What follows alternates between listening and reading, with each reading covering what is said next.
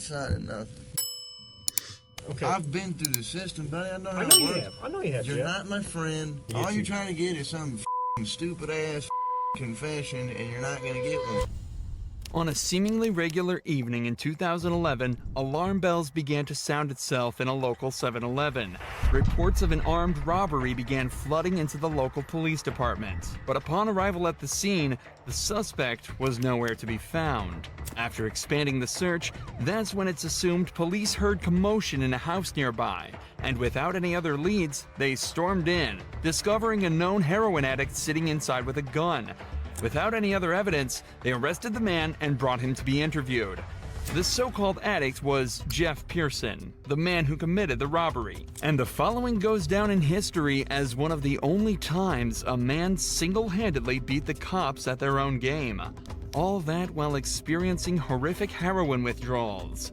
This is what happens when the suspect outsmarts the cop. Okay, then. The next 24 hours were captured on police cameras within the interview room. But conversely to most footage similar to this, it was originally uploaded to the suspect's own YouTube channel on the 25th of September 2011. This is the first sign of what makes Jeff a cult figure and a legend within the interrogation community. Jeff was held in police custody for almost an entire day, but all of the footage from the 3 interrogation sessions held barely 15 minutes. Given that robbery and arrest took place within the state of Georgia, the usual minimum sentence would be around 10 years imprisonment, ranging up to a maximum of life without parole. But it would transpire that Jeff wouldn't end up doing a minute of this time. And instead of serving multiple decades behind bars, he spent a day being served drinks and candy while delivering a masterclass in what to do while in police custody. The following footage shows us in stunning detail what methods the cops will try on you and how to dodge them like an absolute pro. The footage starts with Jeff handcuffed in a small windowless room dressed in prison scrubs. It's clear he's already been processed and spent some time in a cell, likely while the cops spent some time gathering the evidence and prepared to question him. Am I under arrest? For now. I'm under arrest? Yeah, I'll explain everything, but before I explain myself to you, before we talk to each other, I need to read your rights, okay? What am I under arrest for? Well, like I said, I need to read your rights first. Obviously, the charge is robbery, okay? Jeff immediately opens by asking if he's under arrest and on what grounds. From the first moment, it's evident that Jeff has done his research, as this is exactly what you should be doing in this situation. From here, there are 2 options. If you're not being arrested or detained, you can state that you're also not obligated to stay and answer questions. And you should be completely free to leave the interrogation. If you are being arrested, you can then immediately ask for a lawyer and stay silent until you're provided with one. These options give you the best chance of stopping the police in their tracks and allow you to create the best defense possible. What's amusing is that when you're being arrested in America, the officer is actually legally obligated to remind you of this. Take a listen to the Miranda warning that this detective reads out to Jeff. You have the right to remain silent. Anything you say can and will be used against you in the court of law. You have the right to talk to the lawyer for advice before we question you. If you cannot afford to hire a lawyer and you want one, a lawyer will be provided for you. If you decide to answer questions now without a lawyer present, you'll still have the right to stop answering questions at any time. Does that make sense? You've probably heard these before, haven't you? These 3 points are incredibly important and are often overlooked by the average citizen due to the panic of being arrested in the first place. Alongside this, because of how much we hear these lines in media such as police shows and movies, most people completely glaze over it when they're being read these rights, and fail to take into account that they're actually being provided with useful information that allows you to stay safe and protected while in police custody. What this detective didn't mention, though, is that if you ask for a lawyer while under arrest, they are not allowed to continue questioning, and you have a complete, unquestionable right to refuse to answer any questions they may ask until you're provided with an attorney. The detective also ends the rights with a snide remark about Jeff's past, meant to subconsciously remind him that he is a previously convicted criminal. Do you understand your rights? Do you understand your rights, Jeff? Yes or no? You understand? We're getting paid more than you are, so we can sit here for a long time, man. I just need you to answer me yes or no. Do you understand your rights? You said that for no reason, my nigga. Like, obviously. Don't be a dickhead because you got the power in this situation, my brother. God don't like ugly, my nigga. You feel me? Let's get through that question. Do you understand what I read you? Did you comprehend what I read you? Jeff has been explicitly told he has the right to remain silent, so that's exactly what he's deciding to do. Right here, the leading detective leans back in his chair. This was meant to show that he's unconcerned with Jeff's silence, and that he can stay there as long as necessary. But body language like this usually indicates some form of unrest. It's clear that the detective knows that this is gonna be a tricky few hours for them. If you got something that says you didn't do this robbery, this is your chance to talk to us. Okay, good cop.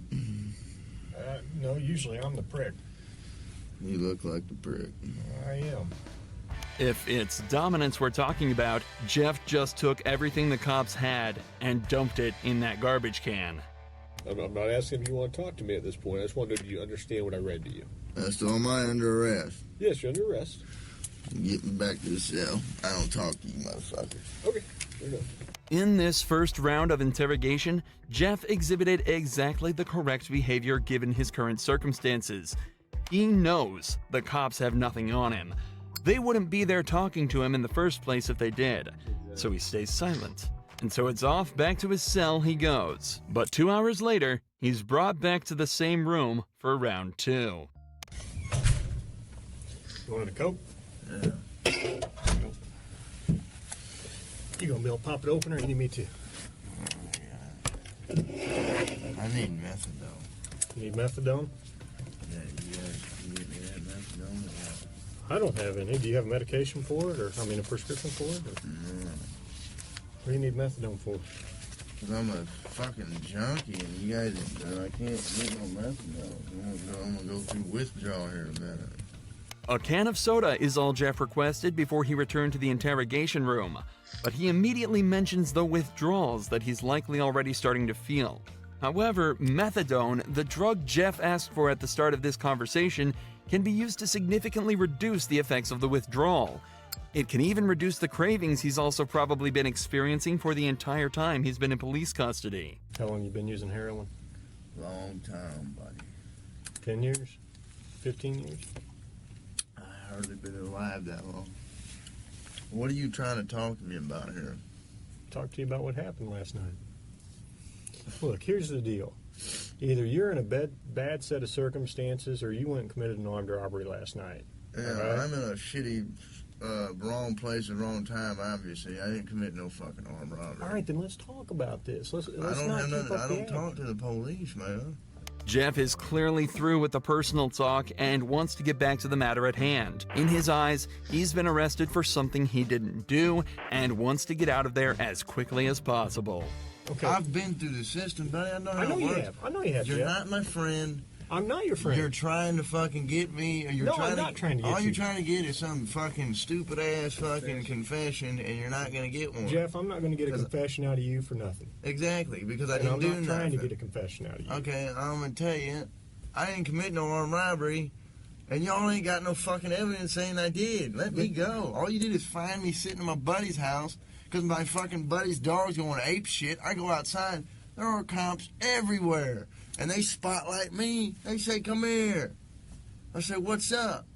They search me. They ain't Hang find on. nothing. What's Let up? me read this. No, Yes. because I'm not gonna sign it. You don't have to sign it. But let me read it for you. Okay? I'm not signing nothing. You don't have to sign it. The irony of this cop saying he's not trying to get Jeff while he has him handcuffed in an interrogation room questioning him is very amusing. But even through all this, every part of what Jeff said here is so perfect it almost sounds rehearsed.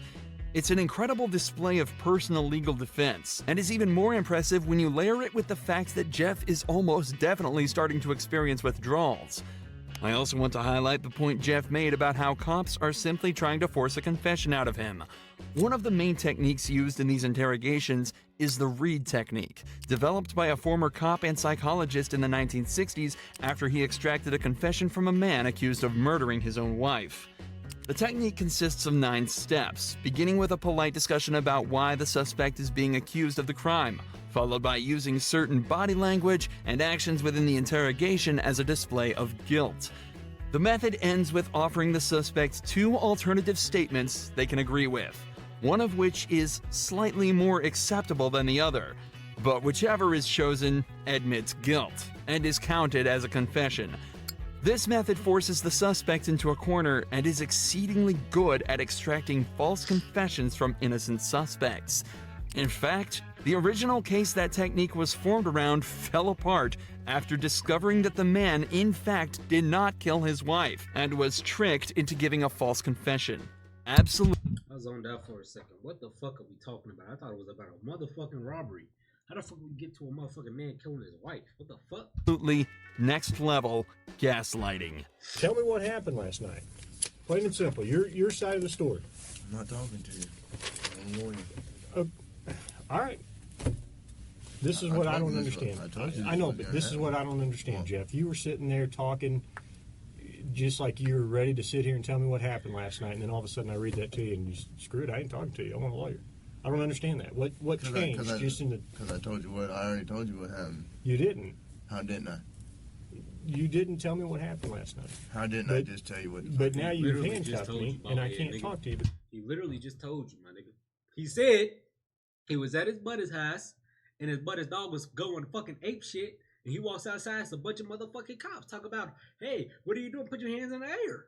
That's literally what he said, my nigga. Like, what are we talking about? Because you asked for an I want a lawyer. attorney. So, okay, that's fine.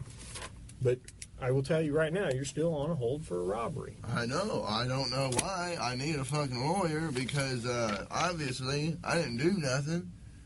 And obviously you guys know I didn't do nothing because I've been arrested for the same bullshit before and you guys don't interview me this much. So, wham bam, thank you for the coke, put me back in the cell. We That's haven't my interviewed home. you yet. Jeff has now asked for a lawyer and is once again refusing to answer questions. But we're only halfway through this footage, and Jeff's ability to defend himself and completely destroy this cop only gets better from here. Here's what the deal is. I have enough evidence Like what? of the armed robbery, okay? But, you know, if you're saying you didn't do it, you need to give me your side of the story. I didn't do it. Okay, well, give me your side of the story. You got, I mean, convince me. Because I got a lot of evidence. I got a lot of physical evidence. Well, like what? Name the Well, I don't need to, why should I tell you that? This is So you're lying, my nigga. You don't have nothing. Because you would have sat there and told him because y'all egos be so fucking big that the shit y'all got on people, y'all go ahead and tell them like, oh, we got this. We seen this. We seen this. We seen you do this. But now, it's, why should I tell you? Nigga, you lying, my nigga.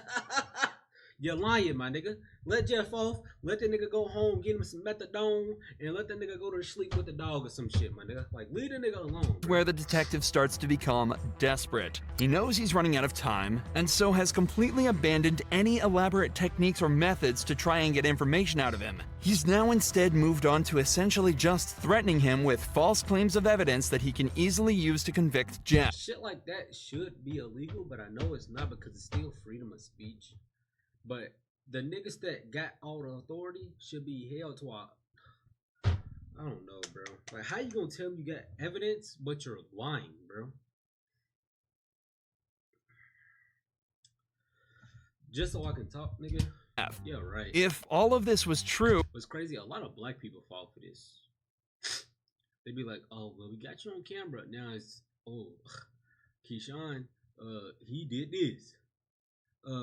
Jeremiah did this. There's a whole bunch of chit chat, nigga. Snitching and shit. Right at it. he'd likely be trying to use it to intimidate Jeff into panicking and giving up more information.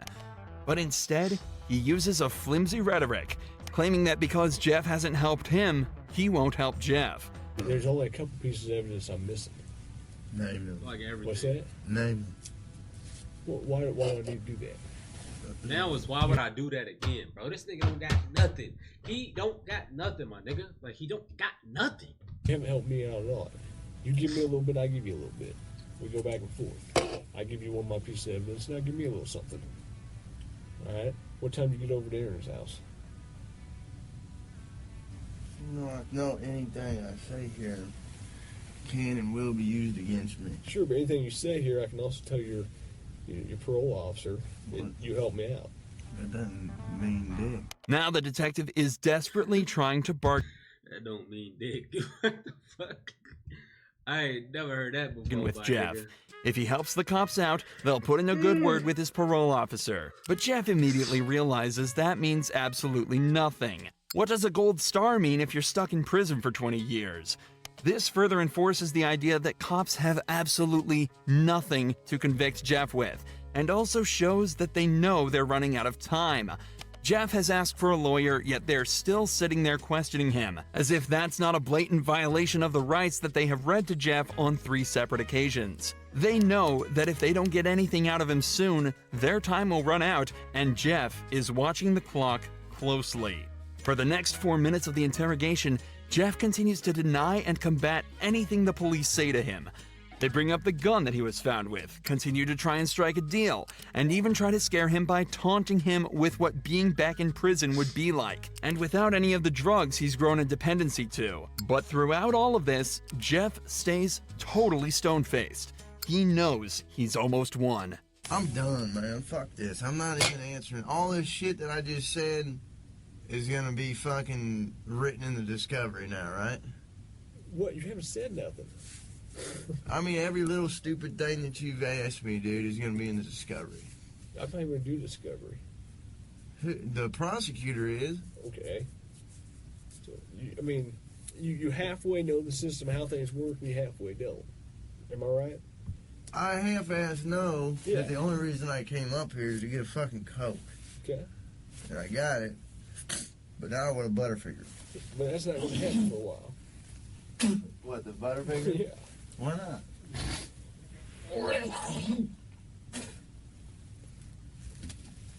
I need to go to the hospital. I'm coughing up blood. Okay. Let's go to the hospital. For the last few hours, the police have been questioning a man who is clearly in pain, denying him access to the legal prescription drug that would help him deal with his issues, and questioning him repeatedly on a crime for which they have no Is it legally prescribed? Is it legally prescribed? Or is he taking that shit? Does it help with his addiction? evidence for. All the while, Jeff dealt with this as casually as possible, asking for sodas and chocolate bars. Jeff knew misspeaking at any point could lead him down a slippery slope, so he exerted his rights in the perfect way, and 12 hours later, it's recorded that he was released from custody and sent on his merry way. It's also reported that, from here, Jeff began to turn his life around. He's off heroin and now spends his time uploading to the same YouTube channel the footage from this video was uploaded to. He makes music and even gives extra tips on how to avoid the police. That's right, my nigga. Just live your life, my brother, like you're supposed to. Like, comment, subscribe. Catch you in the next one. No, yeah.